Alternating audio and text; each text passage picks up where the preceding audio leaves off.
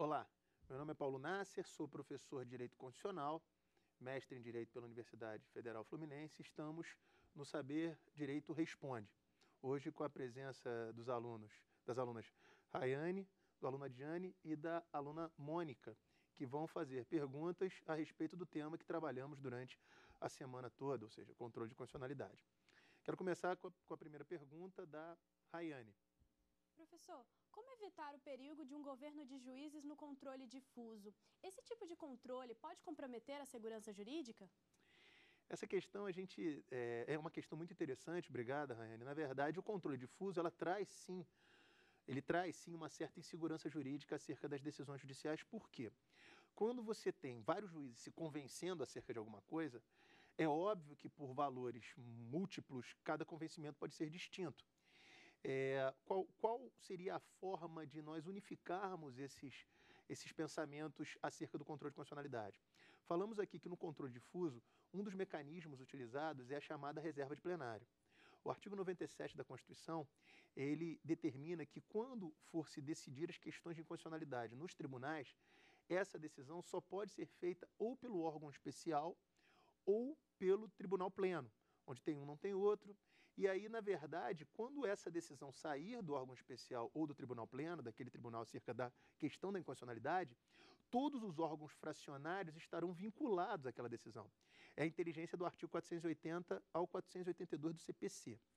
O 481 do CPC, parágrafo único, ele fala categoricamente que a decisão do tribunal pleno ou do órgão especial vinculará todos os órgãos fracionários daquele tribunal. E, eventualmente, tendo uma decisão do plenário do Supremo sobre aquela questão da inconstitucionalidade, no controle difuso, todos os órgãos fracionários do Brasil estão vinculados àquela decisão. Então, há mecanismos que tentam, de alguma forma, evitar que haja essa dissidência jurisprudencial que faça com que pessoas que estejam na mesma condição ou vivendo a mesma inconstitucionalidade tenham decisões distintas. O objetivo da reserva de plenário, basicamente, é esse. Há o risco? Sem dúvida há o risco. Mas como é que se evita o governo de juízes? Criando mecanismos processuais que afunilam a decisão ao longo do tempo. Vamos para a segunda pergunta. Adjane. Professor, o controle difuso de constitucionalidade foi a primeira modalidade adotada no Brasil? A partir de que momento? O controle difuso, Adjane, ele, na verdade, o controle de constitucionalidade pelo Poder Judiciário, ele surge a partir da Constituição de 1891, com a proclamação da República. O Brasil ele só existe a partir de 22, com a Declaração de Independência. Até 1822, nós vivíamos sobre os dogmas portugueses. Os tribunais eram portugueses, a legislação era portuguesa. Com a proclamação da independência, em 1822, tivemos que construir um Brasil a partir dali. E, no primeiro momento, o controle foi eminentemente político, feito pela Assembleia Geral. O controle no Brasil era exclusivamente feito pelo Poder Legislativo. Com a proclamação da República em 1889 e a Constituição de 1891, trouxemos para o Brasil, importado lá dos Estados Unidos pelo Rui Barbosa, que foi influenciado pela doutrina americana e foi um dos assessores de Marechal Deodoro durante a implantação da República, o controle de constitucionalidade que existia na época, que era o controle difuso. O controle concentrado ele só foi aparecer no mundo em 1920, na Áustria. E o controle americano existe o difuso, desde 1803. Então, em 1891, nem controle concentrado ainda existia no mundo. O controle concentrado, embora tenha surgido em 1920, ele só ganhou vulto no mundo após a Segunda Guerra, década de 40. Então, o primeiro controle de constitucionalidade que nós adotamos foi o controle difuso, pelo Judiciário. O primeiro controle foi político, na Constituição de 24. O primeiro controle de constitucionalidade pelo Poder Judiciário foi difuso, a partir da Constituição de 1891. É isso. Mônica. Professor, o controle de constitucionalidade só pode ser feito nas normas da Constituição? O parâmetro de controle é sempre uma dúvida interessante. Assim. O que pode servir de parâmetro de controle de constitucionalidade? Para que algo seja inconstitucional, deve violar a Constituição. Mas só as normas que estão na Constituição servem de parâmetro? A resposta é não. Se constrói durante algum tempo o chamado bloco de constitucionalidade. O que seria o bloco de constitucionalidade? Seriam normas que estariam fora da Constituição e que, de alguma forma, podem servir de parâmetros de controle. A Constituição, basicamente, ela é feita do preâmbulo, da parte permanente e do ADCT. O ADCT e a parte permanente são parâmetros de controle de constitucionalidade. Ou seja, se uma norma ou um ato do poder público viola o ADCT ou viola um artigo da parte permanente, pode-se fazer controle. O preâmbulo, o Supremo entende que não. O Supremo já teve a oportunidade de decidir isso e entendeu que o preâmbulo ele não tem força normativa, ou seja, o preâmbulo ele traz questões, valorativas, questões que trazem valores da sociedade brasileira na época da proclamação da promulgação da Constituição. Só que durante o julgamento de um caso emblemático, que foi a criação de municípios putativos no Brasil, o ministro Eros Grau, que foi um dos condutores lá do voto que ganhou o processo, ou seja, que foi um dos votos condutores, ele usa o preâmbulo como fundamento um argumento de fundamentação. Então, o que a gente consegue extrair disso? O preâmbulo da Constituição ele não é norma, ele não pode ser usado sozinho como parâmetro de controle, mas pode ser conjugado com alguma outra norma, usado como parâmetro na medida em que ele serve para instrumentalizar com valores esse outro parâmetro. Fora da Constituição, o que pode servir de parâmetro de controle? Basicamente, as normas advindas de tratados internacionais que sejam internalizados como emendas constitucionais. Então, as normas, os tratados internacionais, o artigo 5º, parágrafo 3º, fala que tratados internacionais de direitos humanos, que forem aprovados em cada caso, em 2 turnos, por 3/5 dos votos, por exemplo, eles são equivalentes a emendas constitucionais. Eles não entram no texto constitucional. É um decreto legislativo que vai ter força de Constituição. O único que temos nessa situação é o decreto que trata do Tratado sobre Direitos dos Deficientes Físicos. É um decreto legislativo que internalizou o tratado, mas como ele foi aprovado em cada caso em 2 turnos por 3/5 dos votos, ele tem força de norma constitucional.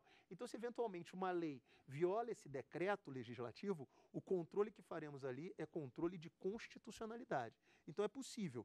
O Brasil restringe isso. O Brasil ele adota a questão formal. O que não está formalmente fora da Constituição com valor de Constituição não serve como parâmetro de controle. Beleza? Quando o Judiciário realiza o controle de constitucionalidade, ele pode ser feito sobre atos políticos? Raiane, é uma excelente pergunta. O controle judicial de atos políticos, ele é um tema em aberto no Judiciário brasileiro. O mundo já está tratando disso há algum tempo. O exemplo espanhol é muito bom. Pode-se fazer controle de constitucionalidade de um ato político ou isso violaria a separação de poderes? Se eventualmente você traz isso numa perspectiva de princípio liberal clássico, separação de poderes clássicas, é óbvio que não. Né? O judiciário é a boca da lei, o judiciário está ali para interpretar o que a lei fez, o que a lei determina, é a legalidade e pronto. No máximo, o judiciário pode ser legislador negativo, dizer que a lei não funciona, que é inconstitucional, que não vale. Mas pode ele intervir numa política pública? Isso tem sido uma celeuma aí para o judiciário brasileiro, que, óbvio, vive a transição que todo tribunal vive, saindo de um modelo, saindo de um posicionamento para outro. A gente costuma brincar que é a dor do crescimento. Na Europa, isso já foi discutido há mais tempo, e, por exemplo, na Espanha, eles têm um marco regulatório para isso. Tem uma lei dizendo como é que o judiciário pode, mais de uma lei até, como é que o judiciário pode intervir em políticas públicas. Então, lá se diz qual é a área de atuação e o que o juiz pode fazer dentro de uma política pública. A rigor, no Brasil, você vai ver atos políticos sendo tratados, basicamente, quando envolva direitos fundamentais, por exemplo, como a vida. Então, você vê claramente o judiciário intervindo para determinar o fornecimento de remédios essenciais à vida. Você vê o judiciário intervindo para determinar a internação obrigatória e compulsória de pessoas que têm a vida lá no limbo, ali naquele momento emergencial. Então, veja, é uma decisão que é política.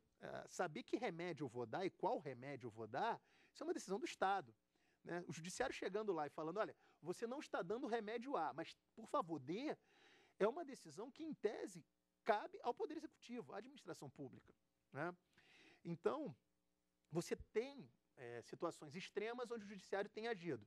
Basicamente, a questão da política de medicamentos, ou seja, política de saúde. Política de saúde, você vê o judiciário entrando. Fora da política de saúde, é mais difícil. Você vai ver, por exemplo, a discussão e a briga que por exemplo, para o judiciário intervir num concurso público. Se, eventualmente, você tem uma questão de concurso público flagrantemente inconstitucional. Eu me lembro que, certa vez, uma juíza federal, né, colega nossa lá do mestrado, ela de forma vanguardista veio lá uma questão de matemática, de uma prova de matemática, que a banca discordava do gabarito. O que ela fez? Ela mandou para a perícia, falou, olha, convoque aí o perito da Universidade Federal do Ceará, ela é uma juíza lá do Ceará, ela é cearense, lá de Fortaleza, convoque aí um perito da Universidade Federal do Ceará, faça a conta e veja se essa conta está certa. O perito disse que não estava e ela anulou a questão. O tribunal corrigiu. Falou que mexer em resposta de prova é intervenção do judiciário na esfera administrativa, está invadindo a banca. Só que, veja, nesse caso é uma questão matemática, não tem outra resposta que a banca possa dar. Você vê também o judiciário entrando no concurso público quando a questão é louca, é aquela questão que um homem abaixo da média saberia que não teria aquela resposta, quando o erro é crasso, escancarado, e aí o judiciário entra. Mas fora isso, você vê que a questão está errada, o judiciário, ele na verdade não intervém, ele tem o papel de falar, não, isso é mérito administrativo, eu não vou entrar. Há avanços, o princípio da razoabilidade é um deles. Pelo princípio da razoabilidade, você vê claramente o judiciário intervindo em algumas políticas públicas em determinados momentos. O exemplo disso é hoje o Supremo entender e admitir a possibilidade de verificar relevância e urgência em medidas provisórias. É um ato eminentemente político. Quando o presidente edita uma medida provisória, ele tem que editá-la em cima de relevância e urgência. Num primeiro momento, o Supremo falou, não, relevância e urgência é questão política. Só o legislativo pode verificar no controle político do ato. Hoje, se violar a razoabilidade, o judiciário tem intervido aí. Mas na verdade, a questão é uma questão que, efetivamente, ainda é uma questão que é um tabu para o judiciário brasileiro, a intervenção de políticas públicas. Acho que estamos caminhando. Mas é possível, sim. Em alguns casos, o judiciário admite. Bom, senhores, vamos para um breve intervalo e, em seguida, continuaremos respondendo perguntas aqui no Saber Direito Responde.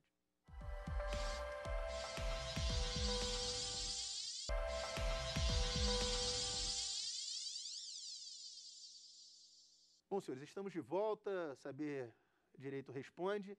Vamos dar sequência. Vamos para a próxima pergunta. Professor, é possível o exercício do controle difuso em uma norma constitucional revogada? Controle de constitucionalidade de normas revogadas, ela é também uma coisa que o Supremo conseguiu, de um tempo para cá, consolidar na sua jurisprudência. Bom, se a norma foi revogada, ela efetivamente não está mais no mundo jurídico e, consequentemente, não está mais produzindo danos a ninguém. É possível fazer o controle de constitucionalidade de normas revogadas? No controle concentrado, o Supremo admite através de ADPF. Então, a arguição de descumprimento de preceito fundamental seria... E por que é possível, nesse caso específico de ADPF? Porque o Supremo entende que normas anteriores à Constituição podem ser objeto de controle por ADPF.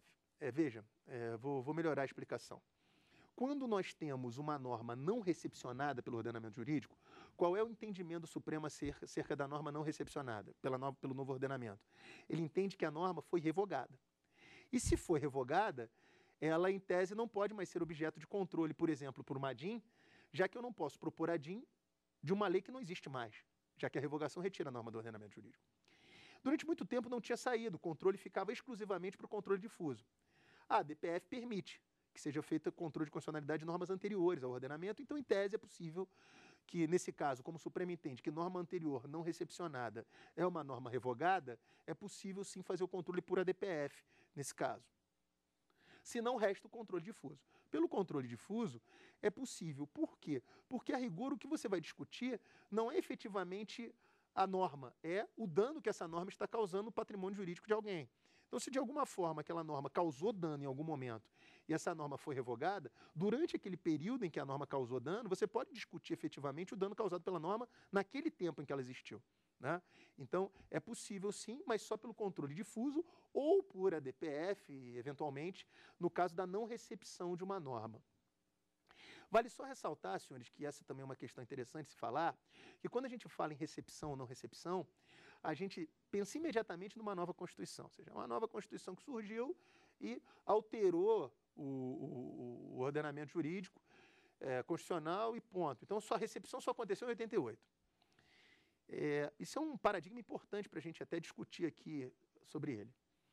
Imagine, então, o seguinte exemplo. Eu tenho uma lei de 2012, uma lei de 2010, publicada no Diário Oficial, e que é compatível com o artigo 37, um dos incisos do artigo 37 da Constituição. Então, tem uma lei publicada em 2010 que é compatível com um dos incisos do artigo 37. Perfeitamente constitucional. Agora, em 2013, surge uma emenda constitucional, e essa emenda constitucional altera o artigo 37, inciso, que aquela lei tinha como parâmetro. E pela nova redação dada pela emenda constitucional, aquela lei que era constitucional se tornou incompatível com o novo texto. A pergunta é, fazemos controle de constitucionalidade aí? Resposta, não. O que vai acontecer aí com relação a essa norma é a recepção ou a não recepção dela em relação à nova redação constitucional. E vejam, se ela é compatível com a nova redação, eu digo que ela foi recepcionada. Se ela não é compatível, ela foi o quê? Revogada. A discussão é hermenêutica, não é de controle de constitucionalidade. Beleza? Então, só tomar cuidado porque a questão da recepção ela não se dá apenas na data que a Constituição entra em vigor. E sim, toda vez que tem uma emenda e as normas que estejam ligadas àquela norma emendada, vai sofrer a recepção ou a não recepção do novo texto constitucional. Beleza? Bom, próxima pergunta, Mônica. Professor, para surtir efeito um controle sobre uma norma contida numa decisão, é necessário que seja solicitado ou o efeito é automático?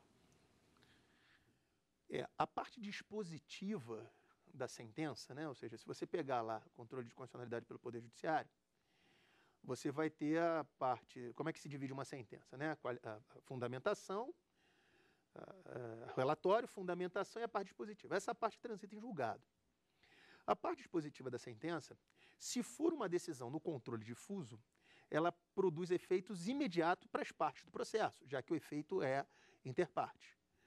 Se eu estou no controle concentrado, a parte dispositiva do acórdão, ele vai produzir efeitos erga omnes, ou seja, todos os órgãos, todas as pessoas que estejam diretamente ligadas àquela norma vão ser atingidas por aquela decisão. Então, o que pode se declarar, então os efeitos são automáticos, ou seja, se a decisão é no controle difuso, os efeitos são interpartes, se a decisão é no controle concentrado, os efeitos são erga omnes. Precisa se declarar isso. É papel do intérprete saber isso, né? O que pode ser modificado, e aí não é declarado, mas modificado, é o tempo que essa norma, em que momento essa decisão vai produzir efeitos. Ou seja, em regra, trabalhamos a tese de que uma norma inconstitucional é um ato nulo. E como tal, a decisão produz efeitos ex tunc, porque é nulo desde sempre. Então, se a norma ingressou no ordenamento jurídico com algum vício de inconstitucionalidade, e esse vício de inconstitucionalidade foi declarado, declara-se nulo desde sempre a norma. Então, a decisão de inconstitucionalidade tem efeitos ex tunc, em regra. Então, se você ler uma decisão de inconstitucionalidade, quanto às partes, se for no controle difuso, tem efeitos interpartes, se for no controle concentrado, tem efeitos erga omnes. No tempo, se a decisão nada falar, ou seja, se a decisão for omissa quanto a isso, temos que entender como intérpretes que essa decisão tem efeitos ex tunc. Mas, eventualmente, em caso de segurança jurídica ou excepcional interesse social, pode o judiciário fazer o quê? Mudar os efeitos dessa decisão no tempo. Falou o seguinte, olha, essa norma é inconstitucional, mas essa decisão ela só vai valer a partir do trânsito em julgado em diante, ou seja, aplicar efeitos ex nunc. O que passou, passou. Ou essa norma é inconstitucional, mas só vai deixar de valer no meio do ano que vem. O Supremo ele tem hoje, pela regra do artigo 27 da Lei 9868, a possibilidade de pegar o ponteiro do tempo da decisão e mexer esse ponteiro do tempo para decidir em que momento a decisão dele vai produzir efeitos. Como ele tem essa possibilidade de mexer na linha do tempo com a decisão, é o que a doutrina está chamando de modulação temporal da eficácia da decisão. O Supremo hoje pode modular no tempo a eficácia da decisão. Então, no que tange aos efeitos temporais, se a decisão nada falar, temos que interpretar e entender que a decisão tem efeitos ex tunc. Agora, se a decisão trouxer alguma modulação de efeitos, é aquilo que o Supremo declarou na modulação de efeitos. Já houve até casos do Supremo nada dizer, e aí a decisão teria, em tese, efeitos ex tunc, e se entrar com embargo de declaração, e a partir desse embargo de declaração, pedindo a modulação, o Supremo modular. Então, é possível com relação ao tempo. Com relação aos efeitos subjetivos, erga omnes ou interpartes, não, eles são automáticos. Claro? Rayane, próxima pergunta. Professor, por que adotar o controle difuso também, não só o concentrado? Pergunta que remete a gente à história do nosso controle. O Brasil, ele historicamente é do controle difuso a partir daquilo que eu já falei aqui hoje, de 1891. Tivemos forte influência do controle difuso no Brasil a partir do modelo americano, por conta do assessor direto do Marechal, que era o Rui Barbosa. Na verdade, o controle difuso ele tem as qualidades dele também. A possibilidade de você conseguir, num país do tamanho do Brasil, com as peculiaridades que ele tem, de conseguir uma decisão ali do juiz de primeira instância, de forma breve, acerca da constitucionalidade ou inconstitucionalidade de uma norma. Vejam, como é que funciona o controle concentrado?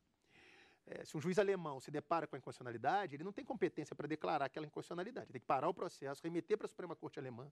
A Suprema Corte Alemã decidir a questão, não é nem Suprema Corte, perdão, a Corte Constitucional Alemã decidir a questão de inconstitucionalidade e devolver para ele julgar o mérito. É bacana porque essa decisão vale para todos. É bacana porque o efeito da decisão acaba atingindo a todos. Mas, efetivamente, naquele caso específico da agonia ali, vai ter que esperar esse vai e vem. Já, por sua vez, o controle difuso ele também tem essa característica. O modelo americano ele trabalha com casos, né? E aí vale a pena lembrar que, professor, mas no controle americano o controle os efeitos são interparte? Claro, são tão interparte, que nos Estados Unidos as ações não são conhecidas pelo número, são conhecidas pelo nome. É o caso John versus Brown, Marshalls versus Marbury, e por aí vai. Tamanha é a relação interparte do controle difuso. Só que, quando essa decisão eventualmente chega na Suprema Corte, o entendimento é que, vejam, a Suprema Corte está decidindo um incidente de inconstitucionalidade naquele processo. Mas quem está decidindo aquele incidente? Ora, a Suprema Corte dos Estados Unidos. Então, o que os magistrados pensam acerca daquela inconstitucionalidade, aquele pensamento não vai mudar se fosse outro mecanismo. É o que os magistrados pensam acerca daquela decisão. E aí eles criaram lá o famoso modelo do stare decisis. E o que é o stare decisis? É o estado de decisão. As decisões da Suprema Corte geram o que os americanos chamam de binding effect, ou seja, efeito verticalizador, que nós copiamos com o nome de efeito vinculante. Fato é que quando a Suprema Corte americana decide uma questão incidental, ainda que incidental, ela tem efeito vinculante aos demais órgãos do Poder Judiciário e administração pública lá. Então, teria como se fazer isso aqui também. O problema é que nós adotamos um modelo misto. E como nós tínhamos lá por uma questão histórica, enfim, não vale a pena a gente ficar contando aqui essa parte, mas por uma questão histórica, nós adotamos o modelo da common law dentro de uma estrutura de civil law. E aí a dogmatização da lei, o regramento da lei, ele acaba sendo a principal questão. E aí, obviamente, o que aconteceu? Nós criamos esse modelo onde a decisão do controle difuso tem efeitos exclusivamente interparte, ainda que a decisão seja do Supremo. Falei durante as aulas que o Gilmar, junto com o Eros, tentou mudar isso, abstrativizando essa decisão, não conseguiram. O nosso modelo é o modelo do Senado, ou seja, o Senado Federal é que ele hoje dá as decisões do Senado Federal são decisões que efetivamente fazem com que, suspendendo a eficácia da norma, estendam o controle difuso a todos, a decisão interpartes a todos. E temos também a súmula vinculante, que, na minha concepção, é o modelo de stare decisis brasileiro, a súmula vinculante. Então, de alguma forma, se tenta buscar mecanismos no controle difuso para se tentar dar efeitos erga omnes, ou seja, é uma tentativa de fazer com que um modelo e o outro cheguem num senso comum. Eu puxo um pouco do controle concentrado, puxo um pouco do controle difuso e tento montar um modelo aqui no Brasil que é nosso. Isso tem o seu valor, mas é óbvio que tem o seu custo. A gente vive esse processo aí de expurgos e tenho certeza que daqui a 150 anos tudo será bem melhor. Na verdade, né, tomara que eu esteja aqui para ver o bem melhor. A gente vai fazer parte dessa construção. É isso. Quero agradecer a presença dos alunos que participaram do Saber Direito Responde e obrigado. Tem dúvidas sobre o assunto? Mande um e-mail para nós, saberdireito@stf.jus.br. Você também pode estudar pela internet. É só acessar o site www.tvjustiça.jus.br.